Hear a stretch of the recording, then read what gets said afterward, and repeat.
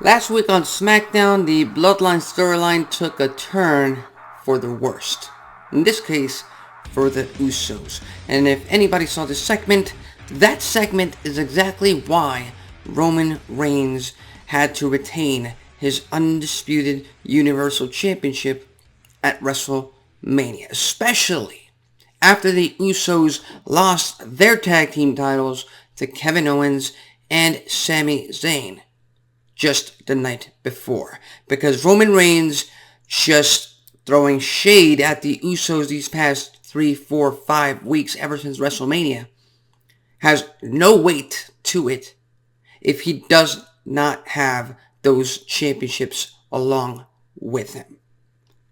And just the fact that Jay and Jimmy Uso dedicated the rematch on the first night of the WWE draft on SmackDown, and they lost that match as well.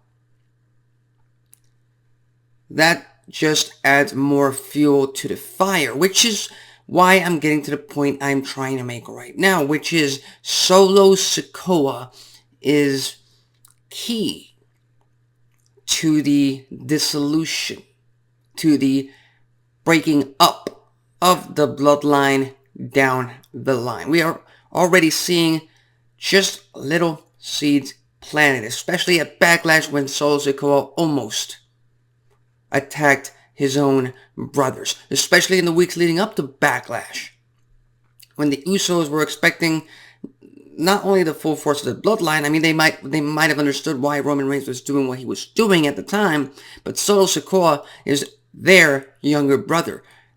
Solo Sikoa is more blood to the Usos than Roman Reigns is. But now, Solo Sikoa is the enforcer of the Bloodline. He is a future main event top heel, no doubt.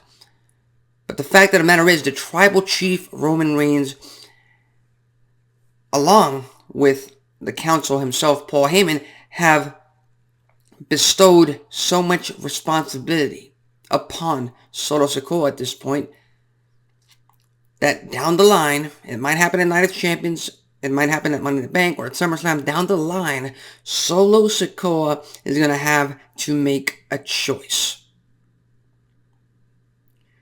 He's either going to stick up for his brothers in Jimmy and Jay Uso, which he has not done up until now. Up until now, he has remained loyal to the tribal chief's wishes, which is do what he says, respect and protect Roman Reigns and his titles, and only be hovering around the Usos when absolutely necessary. And in case you didn't notice, Roman Reigns has sent pretty clear messages to the Usos by not having Solo Sikoa out there during their tag team title rematch or during their matches as a whole. That's a message sent by the tribal chief to the Usos. But at some point down the line, Solo Sikoa has to make a choice. That is, in my opinion, the story that WWE is trying to tell with the Bloodline right now. And I know they're gonna have Kevin Owens and Sami Zayn defend their tag team titles against Reigns and Solo Sikoa, possibly Roman 4 belts. That match, it'll only go one of two ways. Either the match does not take place, which is still very likely, or Roman Reigns and Solo Sikoa become undisputed tag team champions, and we get Roman Reigns 4 bouts. But, like I said on the weeks leading up to Backlash, this storyline of the Bloodline against Kevin Owens and Sami Zayn had to move on, and it has, because now it's not about KO and Sami Zayn problem. It's not about solving a riddle. It's about internal family warfare. Roman Reigns said it best last week on SmackDown. Since the Usos couldn't get the job done, it's now upon him and Solo Sikoa to bring those titles back to the Bloodline. And they dedicated that match, upcoming at Night of Champions, to the greatest tag team in the family's history. Alpha and Sika, the Wild Samoans. And he did all of that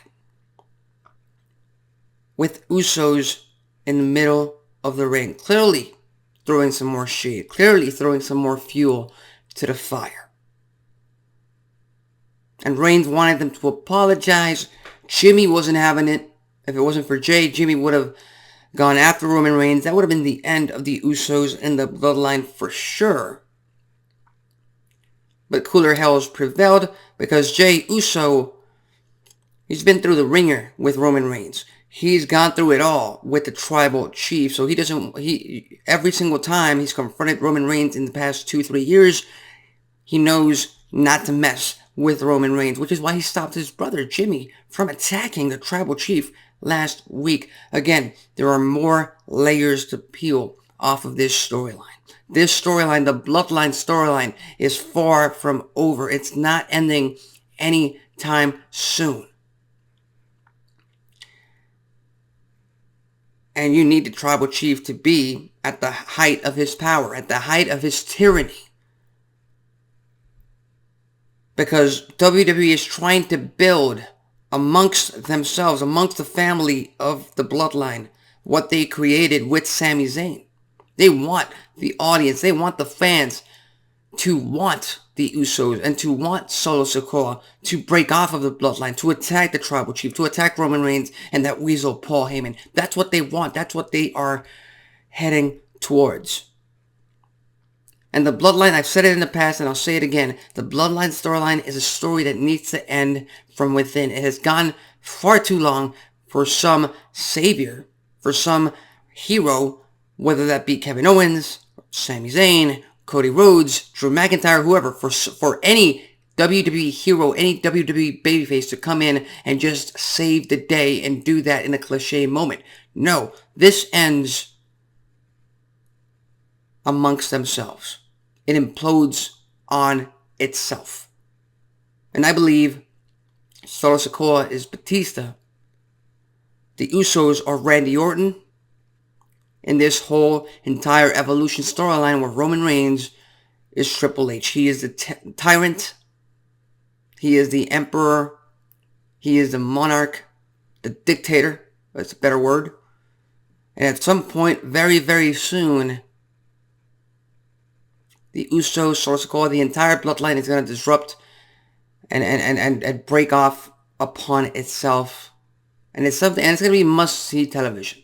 So with that said, what do you think about the tag team title match coming up at Night of Champions? Do you think it's actually going to happen? Do you think we're going to get Roman 4 belts? Do you think Solo Sikoa is key to the Bloodline's dissolution or survival in the next few months? Leave it in the comments section below. In the meantime, tonight is Friday. We got another episode of Smackdown. We're just about a week, 8, 9, 10 days away from Night of Champions in Saudi Arabia. So with that said, I'm Alexis Carrillo. This has been Wrestling Talk, and I'll see you next time.